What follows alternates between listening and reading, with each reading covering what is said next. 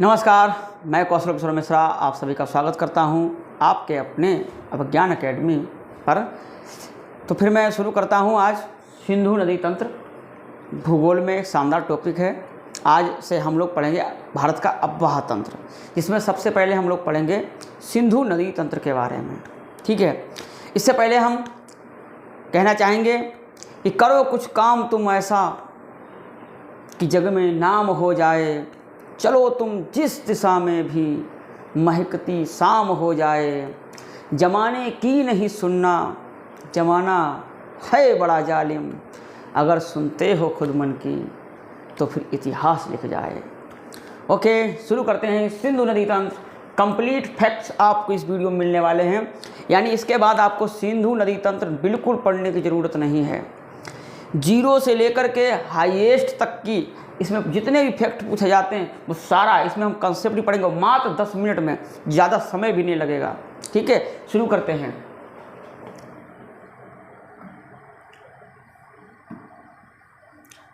तो सबसे पहले हम जानते हैं सिंधु नदी तंत्र के बारे में।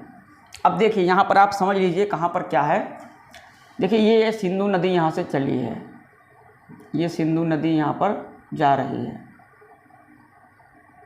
इस तरीके से ये सिंधु नदी यहाँ पर पाकिस्तान में होते हुए, हैदराबाद होते हुए पाकिस्तान में गिर जाती है। तो ये नदी है। तो सिंधु नदी के बारे में हम अच्छी तरीके से जानते हैं। ठीक है, देखिए हम आपको यहाँ पर फिर से हम बना देते हैं ताकि आप अच्छी तरीके से समझ जाइए।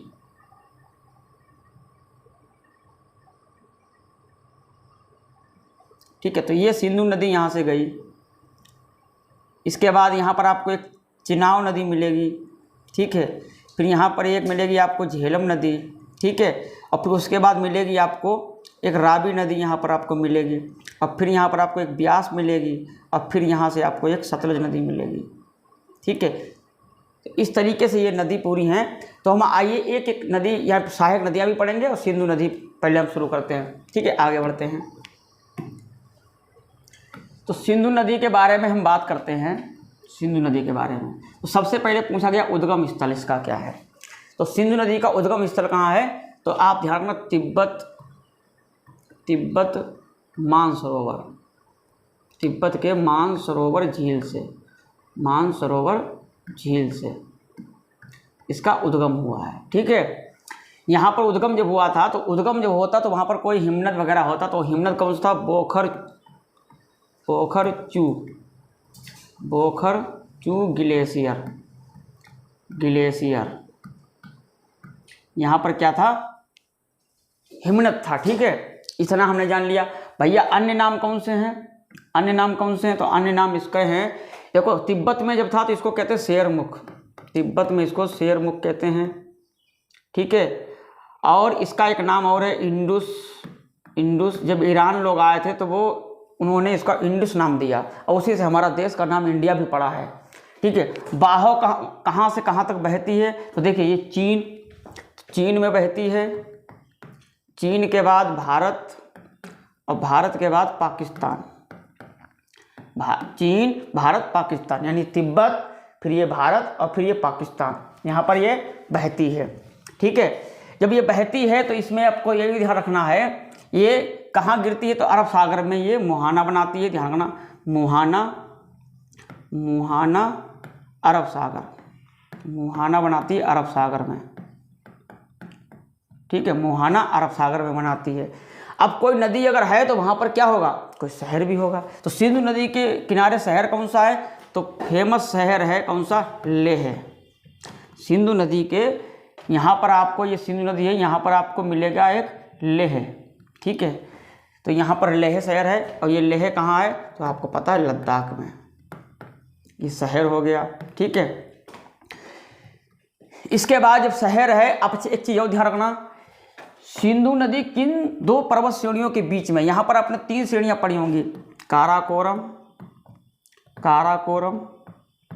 लद्दाख और जास्कर।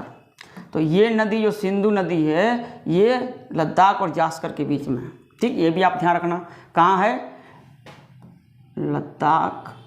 लद्दाख और जास्कर श्रेणी के बीच में, लद्दाख और जास्कर श्रेणी के बीच में, ठीक है। इसकी हम लंबाई की बात कर लें, कुल लंबाई इसकी कितनी है, तो पहले ये भी जान लीजिए आप, कुल लंबाई कौन सी कितनी है। कुल लंबाई इसकी 2880 किलोमीटर लंबाई है, ठीक है, ये लंबाई होगी इसकी। भारत में लंबाई, तो भारत में इसकी लंबाई कितनी है, 11-14 किलोमीटर इसकी लंबाई है भारत में। अब इसमें परियोजना कौन कौन सी हैं, तो भैया इसमें नो परियोजना, कोई परियोजना नहीं है, ये ध्यान रखना, नो परियोजना, कोई डैम नहीं है यहाँ पर, ये आप ध्यान रखना। सिंधु नदी में कोई डैम नहीं है। क्यों नहीं है, क्योंकि जब विवाद हुआ है 1960 में विवाद हुआ था, 1960 में सिंधु घाटी समझौता हुआ था, सिंधु विवाद है यहाँ पर, ठीक है, सिंधु विवाद है। और सिंधु विवाद में कहा गया था कि सिंधु नदी और झेलम के बाद बात करें चिनाव, इनका पानी 80% किसको दिया जाएगा, पाकिस्तान को, भारत लेगा 20%, ठीक है। और जो 3 नदियां नीचे थीं कौन कौन सी, रावी, ब्यास और सतलज, ठीक है, सतलज, इनका पानी भारत 80% यूज करेगा, ठीक है। तो इस पे आप तो डैम बना सकते हो, लेकिन इस पे आप डैम नहीं बना सकते, इसको रोक नहीं सकते हो, इसलिए यहाँ पर कोई परियोजना नहीं। गार्ज कौन सा है, तो सिंधु गार्ज कहाँ पर है, तो बुंजी नामक स्थान पर, ठीक है, बुंजी नामक स्थान पर, ये आपको ध्यान रखना है। सिंधु गार्ज है, जो कि सिंधु गार्ज क्या है, दुनिया का सबसे बड़ा गार्ज, दुनिया का सबसे बड़ा गार्ज है, ठीक है। अब पूछा जाए इसकी सहायक नदी कौन सी है, तो इसकी सहायक नदियाँ आपको मालूम होनी चाहिए कौन कौन सी हैं, झेलम, चिनाव, रावी, ब्यास और सतलज, ये इसकी नदियां हैं। नदियां कैसे याद करोगे, याद कर लो, सिंधु के नीचे झेलम, झेलम के नीचे चिनाव, चिनाव के नीचे रावी, रावी के नीचे ब्यास, ब्यास के नीचे है सतलज, ठीक है। इस तरीके से आप याद कर सकते हैं। हम याद करवाने के लिए कुछ भी कर सकते हैं, अगर हमें जोकर बनना पड़े हम जोकर भी बनेंगे, लेकिन आपको याद करवा के मानेंगे। सिंधु के नीचे झेलम, झेलम के नीचे चिनाव, चिनाव के नीचे रावी, रावी के नीचे है ब्यास, ब्यास के नीचे है सतलज, ठीक है। इस तरीके से आप याद कर लीजिए और इसका आप स्क्रीनशॉट ले सकते हैं। ये हमने सिंधु नदी के बारे में इतने फैक्ट सीखे। चलते हैं हम आगे। अब हम बात करेंगे किसकी, चिनाव नदी की। किसकी बात करेंगे, चिनाव नदी की। पहले एक बार हम समझ लेते हैं चिनाव नदी। हमने बताया था अभी आपको, इस तरीके से आप देख सकते हैं, यहाँ से ये सिंधु नदी निकली और ये चिनाव नदी निकली, ठीक है। सिंधु नदी जब जा रही थी इसमें चिनाव नदी मिली यहाँ पर। और चिनाव नदी कहाँ मिलती है ये भी आपको ध्यान रखना, कहाँ से उद्गम हुआ, कहाँ से क्या हुआ, ये भी हम सारे फैक्ट पढ़ेंगे। ये चिनाव नदी है और बीच में आपको मिलेगी झेलम नदी। चिनाव नदी सीधे पाकिस्तान में गंगा में मिलती है, ध्यान रखना, सीधे एकमात्र नदी है जो सीधे मिलती है इसमें। एक फैक्ट और आपका बच गया था, ध्यान रखना, कौन सी नदी पूर्ववर्ती होती हैं। पूर्ववर्ती मतलब जो हिमालय से पहले की नदियाँ, 3 पूर्ववर्ती नदियाँ हैं, याद कर लो, सिंधु और ब्रह्मपुत्र और सतलज। ये 3 जो नदियां हैं ये पूर्ववर्ती नदियां हैं। कैसी नदियां हैं, पूर्ववर्ती, ये आपको ध्यान रखना है, पूर्ववर्ती नदियां हैं, ठीक है, पूर्ववर्ती नदियां। इनके अलावा और कोई ऑप्शन आया तो ध्यान रखना पूर्ववर्ती नदियां नहीं हैं, ठीक है। अब हम बात करते हैं, यहाँ पर समझ लेते हैं, एक एक फैक्ट हम समझते जाएंगे।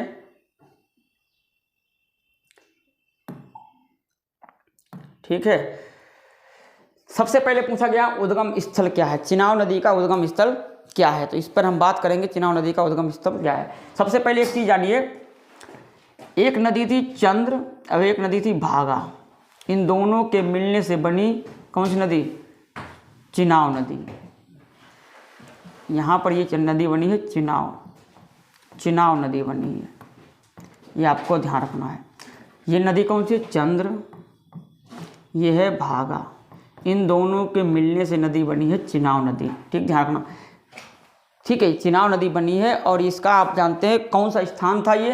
तो तंडी नामक स्थान पर, तंडी नामक स्थान पर ये नदी बनी है।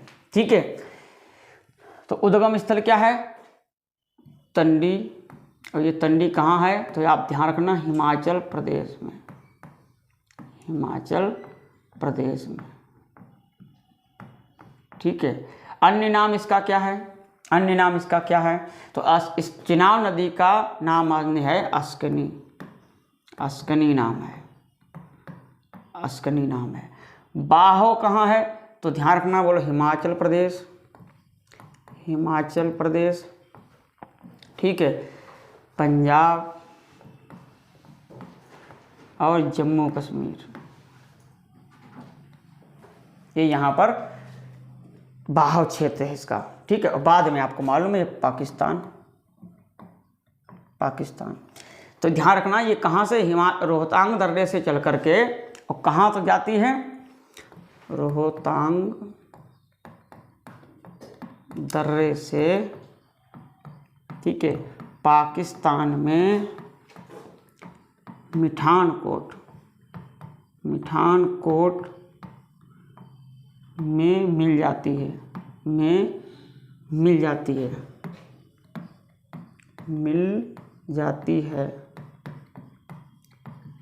ठीक है, इसमें परियोजना कौन कौन सी हैं? तो ये सिंधु नदी है, चिनाव नदी है, इस पर 3 परियोजना हैं, ये आप ध्यान रखना, 3 परियोजना हैं। इसमें 3 परियोजना कौन कौन सी हैं? तो आप ध्यान रखना, सलाल, एक परियोजना सलाल हो गई, एक हो गई बगलिहार, बगलिहार परियोजना, सलाल, बगलिहार और दुलहस्ती, दुलहस्ती परियोजना, ये यहाँ पर की परियोजनाएं हैं। गार्ज इसमें कौन सा है? तो कोई गार्ज नहीं है, कोई नहीं, कोई गार्ज नहीं है इसमें। सहायक नदी कौन सी है? तो सहायक नदी इसकी कौन सी है? झेलम। इसकी सहायक नदी कौन सी है? झेलम। ठीक है, इतनी बातें हमें चिनाव नदी के बारे में जाननी है। ठीक है, ठीक है, इसकी लंबाई कितनी है? तो इसकी कुल लंबाई अगर हम पूछ ले, इसकी कुल लंबाई कितनी है?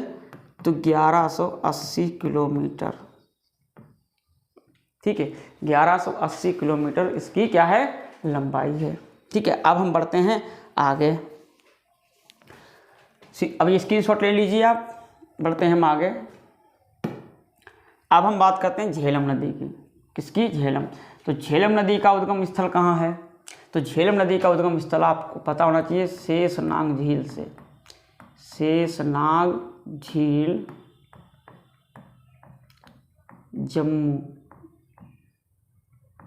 ठीक है, अन्य नाम क्या है? तो झेलम का अन्य नाम है बितस्ता, बितस्ता। ठीक है, बाहो कहाँ है? तो ध्यान रखना, जम्मू कश्मीर, जम्मू कश्मीर और पाकिस्तान।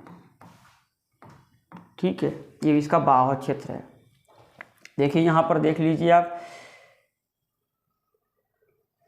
हाँ, और इसके किनारे शहर कौन सा है?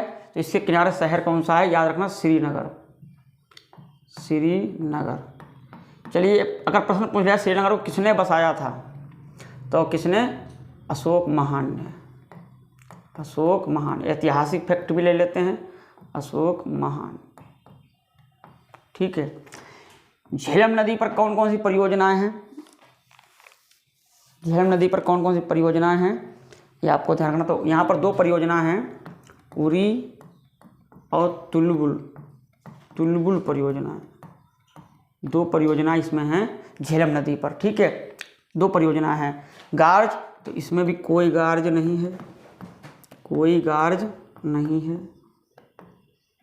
सहायक नदी कौन सी है? इसकी सहायक नदी एक बहुत फेमस है, किशन गंगा, किशन गंगा। इसी का नाम है नीलम, और नीलम नाम कहाँ है? पाकिस्तान में। ठीक है, अब आप इसका स्क्रीनशॉट ले लीजिए। अब हम बात करते हैं रावी नदी के बारे में। किसके बारे में बात करते हैं? रावी नदी के बारे में हम बात करते हैं। ठीक है, रावी नदी के बारे में बात करते हैं। तो रावी नदी का उद्गम स्थल कहाँ से है? तो रोहतांग दर्रे से है, रोहतांग दर्रे से है, रोहतांग दर्रे से इसका उद्गम स्थल है। ये आप लोग याद रखें। ठीक है, अन्य नाम क्या है इसका? तो रावी नदी का अन्य नाम है परुष्णी, परुष्णी। ठीक है, परुष्णी इसका अन्य नाम हो गया। बाहो कहाँ है? तो ध्यान रखना, हिमाचल, हिमाचल, पंजाब, ठीक है, जम्मू कश्मीर और पाकिस्तान। ठीक है, आगे हम बात करते हैं रावी नदी पर कौन कौन सी परियोजनाएं हैं। तो ध्यान रखना कौन कौन परियोजनाएं हैं रावी नदी पर। एक थीन परियोजना, एक है चमेरा परियोजना, चमेरा परियोजना। थीन परियोजना, चमेरा परियोजना कहाँ है? रावी नदी पर। गार्ज, तो इसमें भी भैया कोई गार्ज नहीं है, कोई गार्ज नहीं है। इसकी सहायक नदी कौन सी है? रावी नदी की सहायक नदी कौन सी है? तो रावी नदी की सहायक नदी कौन सी है? देखो यहाँ पर रावी नदी आपको दिख रही होगी, ये चेनाब नदी यहाँ से गई, चेनाब नदी। तो इसमें कोई सहायक नदी नहीं है। ठीक है, इसमें डायरेक्ट चेनाब नहीं, रावी नदी की बात करते हैं। ये रावी नदी गई यहाँ से, ये रावी नदी मिल जाती है इसमें। तो ठीक, यहाँ पर कोई सहायक नदी नहीं है, कोई नहीं। आगे बढ़ते हैं हम, सतलज नदी के बारे में बात करते हैं। सतलज नदी के बारे में, तो सतलज नदी कहाँ से निकली है? तो ये भी ध्यान रखना, तिब्बत मानसरोवर झील से निकली है, मानसरोवर। ठीक है, राकसताल, ध्यान रखना, राकसताल, राकसताल। अन्य नाम क्या है इसका? अन्य नाम, तो सतलज को हम कहते हैं सतुद्री, सतुद्री। ठीक है, बाहो, तो ध्यान रखना, चीन, हिमाचल प्रदेश, हिमाचल, पंजाब। ठीक है, ये इसका क्या है? बाहो क्षेत्र है किसका? सतलज नदी का। ठीक है, अब हम सतलज नदी को बात करें तो किस दर्रे से प्रवेश करती है? तो सिपकीला, सिपकीला दर्रे से भारत में प्रवेश करती है, प्रवेश करती है। ठीक है, परियोजना की बात कर लें, इसमें परियोजना मिलेगी कौन सी? भाखड़ा नागल परियोजना। ठीक है, गार्ज, नो। सहायक नदी ब्यास, सहायक नदी ब्यास। ठीक है, चलते हैं हम आगे, स्क्रीनशॉट आप लेते रहिए। बात कर लेते हैं हम ब्यास नदी की। तो उद्गम कहाँ से हुआ है? ब्यास कुंड से, ब्यास कुंड से। ठीक है, ब्यास कुंड से इसका क्या हुआ है? उद्गम हुआ है। ठीक, ब्यास कुंड। अन्य नाम, तो ब्यास को कहते हैं बिपाशा, बिपाशा। ठीक है, बाहो, तो ब्यास नदी कहाँ है? देखो ये ब्यास नदी है यहाँ से, और ये इसमें रावी में मिल जाती है। ठीक है, ब्यास नदी यहाँ से यहाँ नहीं, यहाँ तक नहीं। ठीक है। तो ब्यास नदी आप ध्यान रखना, तो ये कहाँ है, हिमाचल प्रदेश में एकमात्र है, और पंजाब एकमात्र है जो भारत में ही, ध्यान रखना, भारत में ही उद्गम, भारत में ही उद्गम, भारत में ही उद्गम व भारत में ही विलय, भारत में विलय होने वाली एकमात्र नदी, ठीक है। ब्यास नदी पर कौन सी परियोजना है, तो ब्यास नदी पर परियोजना है पोंग परियोजना, पोंग परियोजना। गार जिसमें कोई नहीं है, सहायक नदी कोई नहीं है, ठीक है। तो इतनी बातें हमने ब्यास नदी के बारे में जान ली हैं, ठीक है। अब एक बार हम देख लेते हैं, सारी नदियों के बारे में समझ लेते हैं, ठीक है। अब पूरा हम रिवीजन करते हैं एक बार में। सिंधु नदी के बारे में बात करते हैं, सिंधु नदी के बारे में, सिंधु नदी के बारे में। सिंधु नदी कहाँ से कहाँ तक गई है, ठीक, ध्यान दो यहाँ पर। सिंधु नदी का उद्गम स्थल क्या है, सिंधु नदी का उद्गम स्थल कहाँ है, तिब्बत मानसरोवर, अन्य नाम इंडो शेरमुख, बाहो तो ध्यान रखना चीन, भारत, पाकिस्तान। शहर इसमें है लेह, शहर कौन सा है, लेह। परियोजना इसमें कौन सी है, कोई परियोजना नहीं है। गार कौन सा है, सिंधु गार, सबसे बड़ा गार, ठीक है। सहायक नदी कौन कौन सी हैं, तो ध्यान रखना कौन कौन सी हैं, झेलम, चिनाव, रावी, सतलज, ब्यास, ठीक है, ये सहायक नदियाँ हो गई। अच्छा हाँ, एक बात और ध्यान रखना, जब भारत में ये एंट्री करती है, भारत में प्रवेश,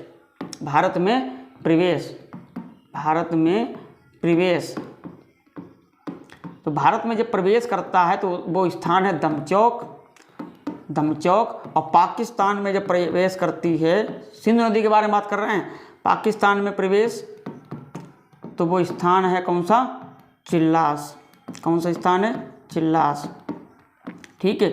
सिंधु नदी की सहायक नदियाँ कौन कौन सी हैं, तो ध्यान रखना एक कुर्रम भी है, हम बता दें कुर्रम भी है।